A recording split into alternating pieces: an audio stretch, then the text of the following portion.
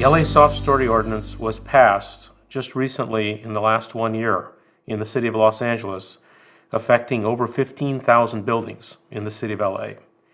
And the purpose of this educational video is to give you an overview of that ordinance and to talk about how it impacts thousands and thousands of people in Southern California.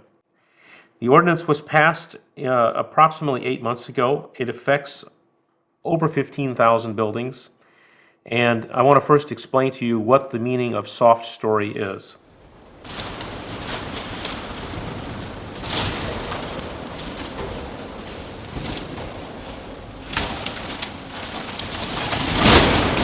So you can see from the video what happens in a Softstory condition. The building with the Softstory condition was a total collapse and it actually rolled over. The building that was retrofitted survived. The cities that have critical seismic zones, which includes Los Angeles, San Francisco, Oakland, Sacramento, recognized this as a risk and collaborated together to develop the Softstory Ordinance. And so they have embarked on creating a seismic rating system and an ordinance requiring building owners that have this potential risk of collapse to retrofit their buildings. It's a safety measure. The City of LA created the safety measure, and it's called the LA Seismic Retrofit Program, Los Angeles Seismic Retrofit Program. And this handout, which is available, you'll see the link up on the screen, gives you the basic parameters and also tells the tenants in buildings like this. With over 15,000 buildings affected, it's a fairly drastic ordinance. The timeline for implementing the ordinance is approximately 7 years. Let's go over the timeline. So the building owner has, from the date of the order to comply, which is when they get the notice, they have 7 years to comply with the ordinance. In the first 2 years, they have to submit proof that they have hired an engineer and that they're in the process of retrofitting their building. And the city's quite serious about this. The city will issue the order to comply, and building owners that don't comply will be subject to penalties. So it's a mandatory ordinance, and the tenants will be made aware. Order to comply will be issued, and it will affect the title of the property. So as a building owner, you've got to comply. The first thing we want to do is we want to identify all the buildings that are at the greatest risk. So this step number 1 is being done by the City of LA. The City of LA is doing that. I don't need to go into that with you. They are the ones that are going around and identifying those buildings and then issuing orders to comply. When the owner gets the order then has to mitigate those risks by strengthening the buildings. The city is also trying to provide some financial incentives to those building owners so that they can help to finance this or create tax benefits. That again is a separate topic. It's outside the scope of this presentation, but there are some financial incentives out there. We're going to focus on this topic, how to mitigate. What do we do? How do we strengthen the building? So here's a great sketch which I took courtesy of the Los Angeles Times, which kind of explains very nicely in 3 dimensions what the danger is of a Softstory. So here on the left hand, you can see the building which has a pretty robust second story with these weak columns. This is very, very common in Hollywood, Santa Monica. I'm sure many of you are living in these buildings. When you see this type of a framework, that is potentially a Softstory and a collapse hazard. In a fairly moderate earthquake, that entire building will collapse. And you can see that illustrated in the second portion of the figure, which shows that under lateral movement, that entire floor will collapse, that entire floor will come down. And obviously, if you have 2 or 3 or more stories up there, and we are, being Los Angeles, being very densely populated, the risk is even higher. So what do we do? Well, the solution focuses on using strengthened columns, either steel columns, moment frames, or possibly shear walls, to strengthen that lower floor so that it does not have a weak stiffness line, so that it doesn't collapse. So what we're doing is we're taking these existing columns and we're either replacing them or we are upgrading them. So I drew this sketch for you before. We have to strengthen the weak column line.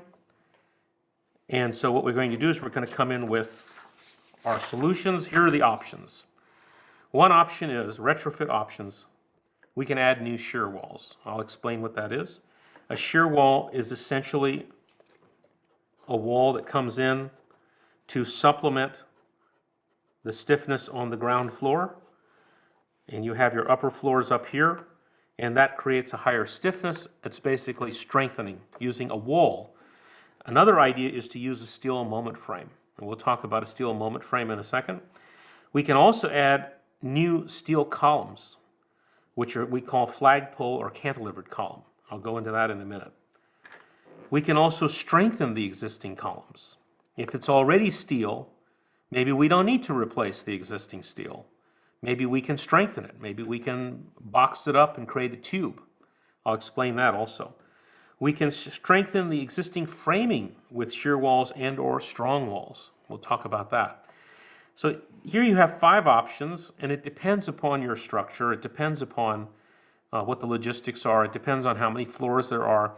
The first step is to examine the structure, do a feasibility study, and try to see which one of these is the most cost effective. For example, let's say we're looking at, here's an example, hypothetical example, 1, 2, 3, 4 stories over my soft story. In this example, two solutions. One is to put in 2 shear walls, and the other one is to put in a single moment frame. Now, what's the problem with the first one? The first one is most likely going to be cheaper. But the problem is, as you can see, is you lose parking. And that's the problem with shear walls. They take up the parking, and no tenant likes to lose their parking. Second option is a good option, but I want to go into the details of putting a moment frame in. It's a lot more involved than just what this drawing shows. Steel moment frame is a combination of columns and horizontal beams that are rigidly connected at the joints. What do we mean by rigidly connected? And let me try to explain that with a simple sketch. If I have a frame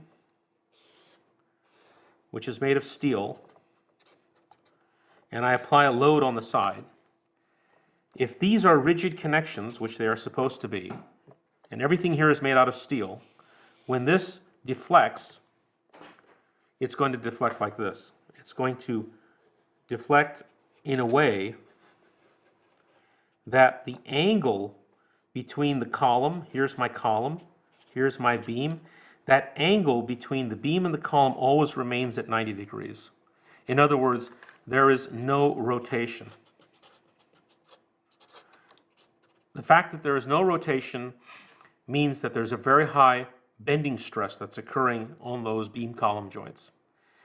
As opposed to a hinged connection, if we allow rotation, then what happens, the frame would deflect like this. Then it's no longer a frame, well, it's still a frame, but it's a pinned. If it's pinned, then it will deflect like this, because this is allowed to rotate. What's the difference between the two? This one, which is a steel moment frame,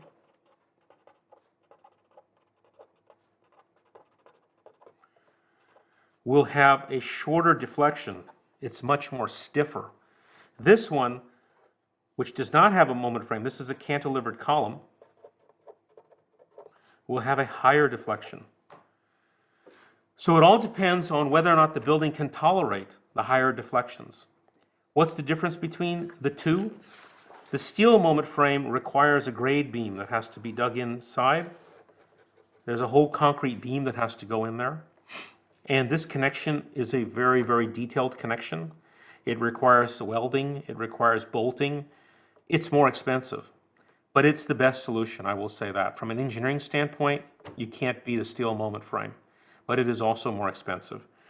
The cantilevered column, which is the one shown on the bottom, can be designed with a footing. It's a cheaper solution, in my opinion, easier to install, but it has less stiffness. Now, the question is, in terms of stiffness, you have to look at what do you need.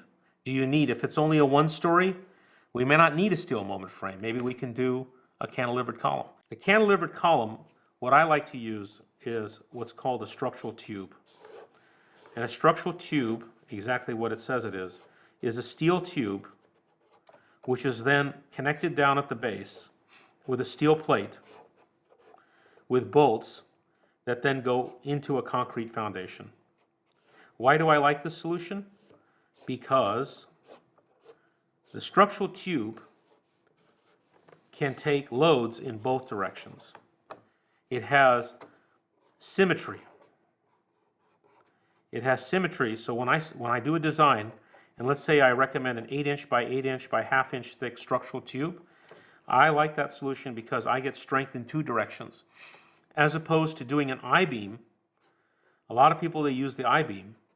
The I-beam is strong about one axis and weak about the other axis. It's very strong in my little sketch here.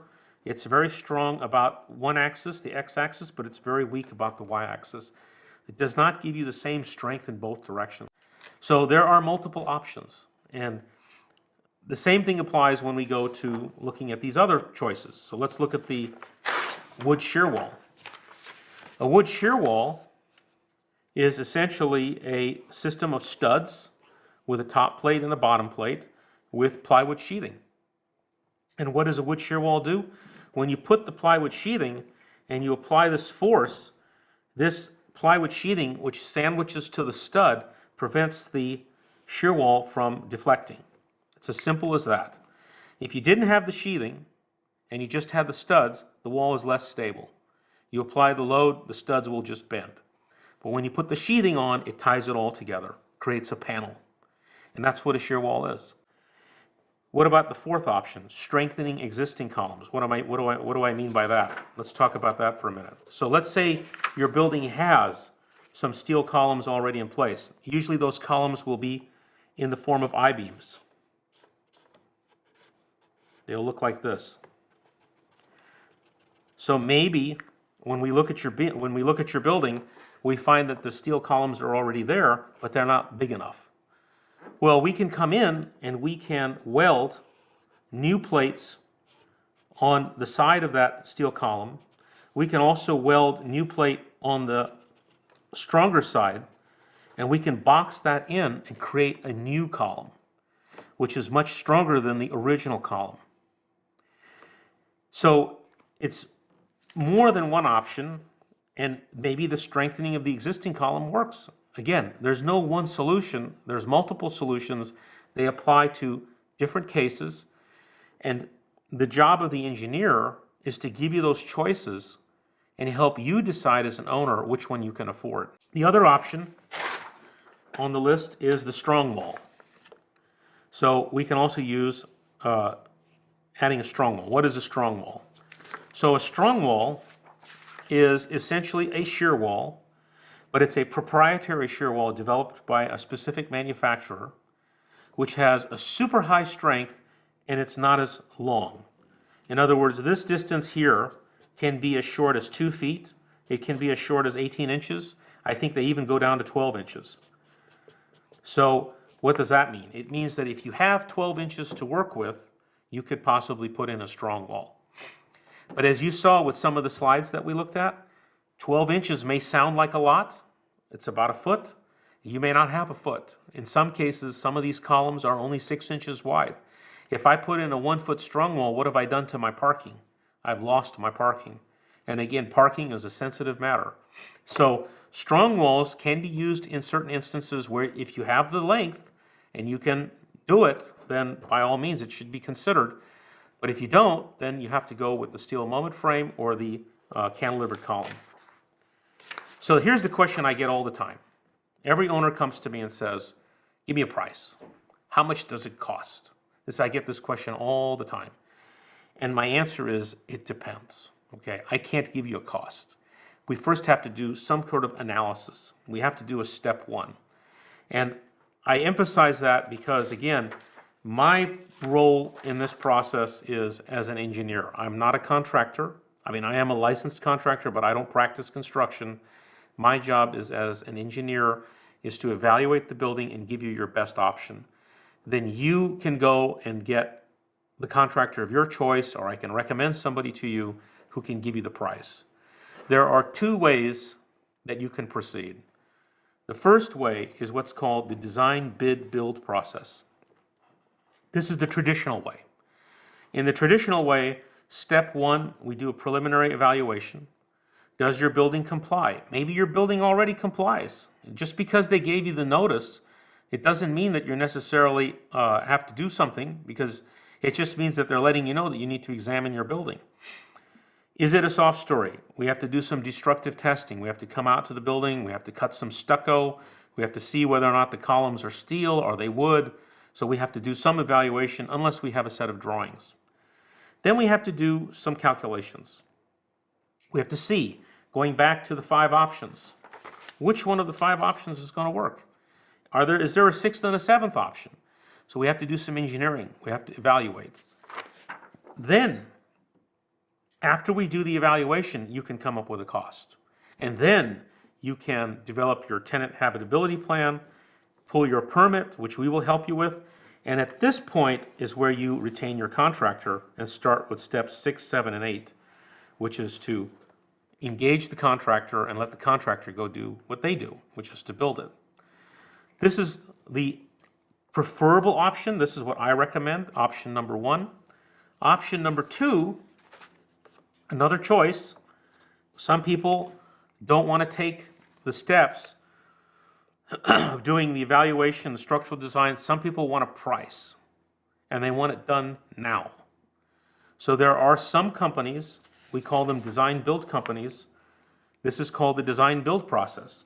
The design-build process, they will do some sort of preliminary evaluation, but now what happens is the contractor steps in at the very beginning, and the contractor will bring in an engineer to prepare a design.